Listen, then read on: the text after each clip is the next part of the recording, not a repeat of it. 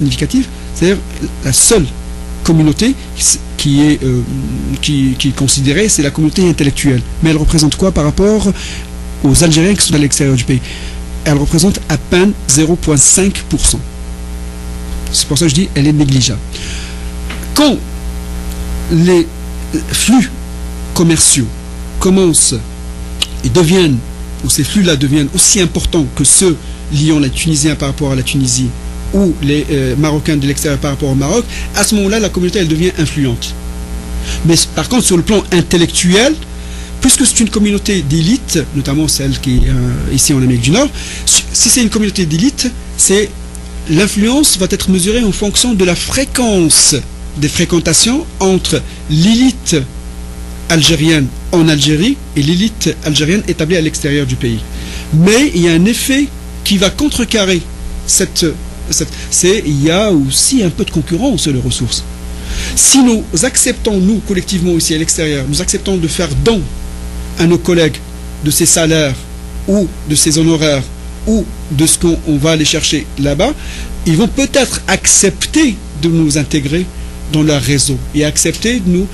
Par contre, si on vient concurrencer les gens qui ont un très peu sur place et on va leur faire de la concurrence et de l'ombrage, ça, ils ne vont pas accepter. Et notre influence, elle va être réduite à de la complaisance.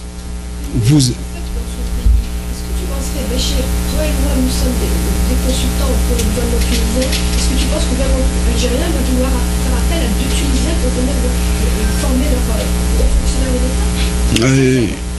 l'État? Sincèrement,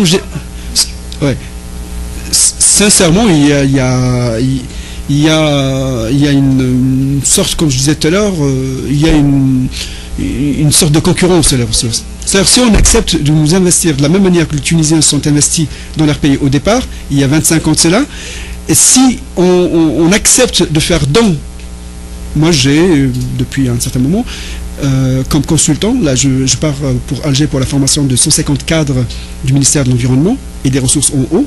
Pour les 154, s'il n'y avait pas l'Europe qui finance, j'avais pris le choix, mais ça c'est individuel, j'avais pris le choix de ne jamais toucher un cent du gouvernement algérien ou des institutions algériennes pour une formation que je propose moi-même et que je donnerai.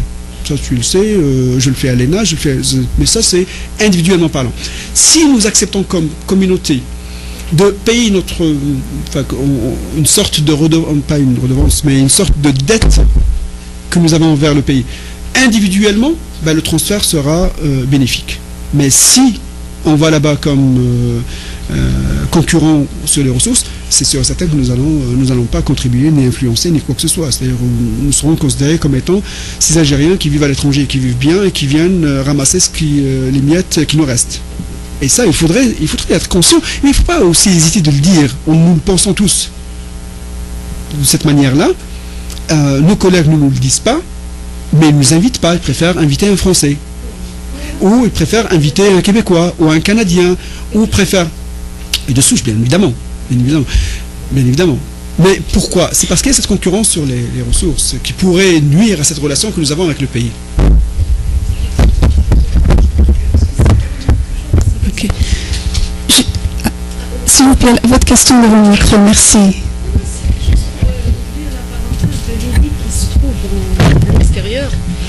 Est-ce qu'il y a des représentants, il y a un organisme, il y a des associations qui ont uni toute cette élite qui est à l'extérieur pour que toute cette... Oui, moi quand je vous dis... Parce que moi je viens d'arriver, donc je n'ai pas une grande connaissance de ce qui se passe en Amérique du Nord, au Canada, aux États-Unis. Mais quand je suis venue ici, j'ai rencontré beaucoup de cadres ici qui sont isolés. Et je leur posais la question, ils sont là depuis 8 ans, 9 ans. Est-ce qu'il y a des associations qui regroupent cette élite algérienne, qui veulent faire quelque chose pour leur pays? Eh bien, la réponse a été non. Est-ce que, par ignorance, est-ce que c'est un rejet de ce qui se passe, tout ce qui est lié à l'algérianité? C'est vrai, hein? Quand je suis venue ici, moi, je me suis posé beaucoup de questions. C'est pour ça que je fréquente souvent le CCA pour savoir ce qui se passe réellement dans ce domaine, quoi. On ne se connaît pas. Les Algériens sont là depuis 10 ans, 12 ans, il y a beaucoup de 21 ans. quand on leur dit, est-ce qu'il y a quelque chose qui se fait pour l'Algérie? Est-ce qu'il y a une union, une solidarité entre cette élite algérienne qui va constituer une force pour faire quelque chose en Algérie? La réponse est non. Merci. En accord avec M. Mazouz, qui doit nous quitter dans 10 minutes, donc ce sera la dernière question. Donc je vous cède la parole. Je vais pas prendre 10 minutes pour... vous avez peut-être vu juste. D'abord, l'immigration d'élite algérienne, elle est beaucoup plus récente que l'immigration d'élite marocaine ou tunisienne. C'est-à-dire que nous sommes... l'immigration d'élite, je ne suis pas sociologue, là-dessus je suis en train de réfléchir à haute voix avec la lecture que je me fais moi-même, que je partage avec vous là-dessus. Ce n'est pas une lecture de spécialiste là-dessus. Les démarches d'immigration ont été des démarches individuelles, ce n'étaient pas des démarches communautaires. Et ensuite, on a depuis maintenant 10 ans à peu près que ça a commencé. Par exemple en France, il y a beaucoup plus d'associations, il y a même des tentatives de fédération, par exemple. Le RIAGE qui a fait, mais il y en a d'autres aussi. Et donc, moi je dirais c'est une question de temps. Maintenant que les gens sont venus pour des raisons professionnelles, pour des raisons économiques, pour des raisons sécuritaires, pour d'autres. Et donc ils s'établissent, à un moment donné, ils vont se lancer dans la vraie vie, c'est-à-dire la vie où papa n'est pas là, maman n'est pas là, le cousin n'est pas là, l'oncle n'est pas là, la tante n'est pas là. Et donc c'est une démarche qui est individuelle. Et puis à un moment donné, on essaie un peu ce que le centre, par exemple, essaye de faire depuis sa création, le centre culturel algérien à Montréal, d'offrir un espace, d'offrir un espace d'échange, un espace de... Mais ce qui nous manque encore, et ça je pense ça fait partie aussi de notre identité, nous sommes comme les chats.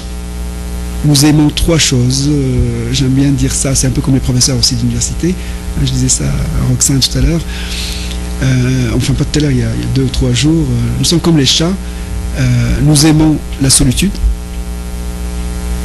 qu'on nous laisse en paix, qu'on travaille, chacun dans son coin, tout en pensant mettre, bien sûr, à la maison.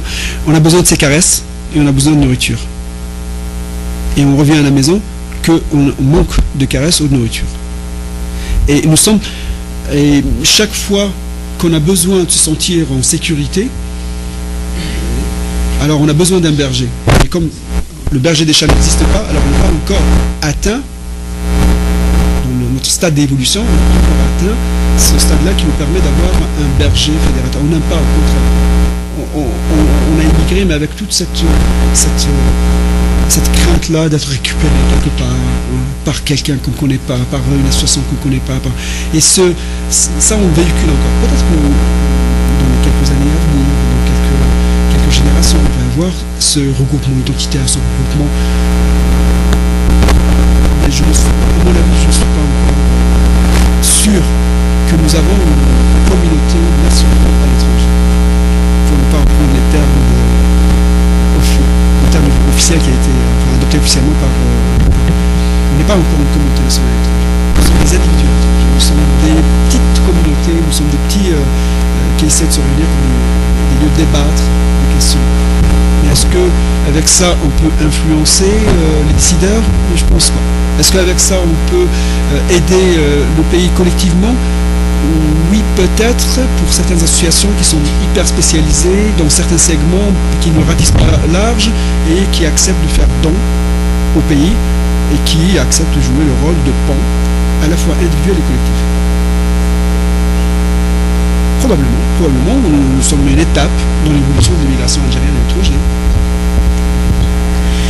Donc, on va s'arrêter sur cette note optimiste, très optimiste. Donc, merci beaucoup, M. Béchir Mazouz, de nous avoir fait l'honneur d'accepter l'invitation. Puis, merci surtout pour votre disponibilité, votre générosité. On espère que prochainement, on aura encore l'honneur de vous recevoir une fois de plus pour profiter encore de vos connaissances. Merci à vous tous, mesdames et messieurs, pour votre présence. Et puis, nous vous invitons à suivre les sujets de nos prochaines conférences sur salamontréal.com. Merci encore et bonne soirée à tous. Au revoir. Merci beaucoup. Merci.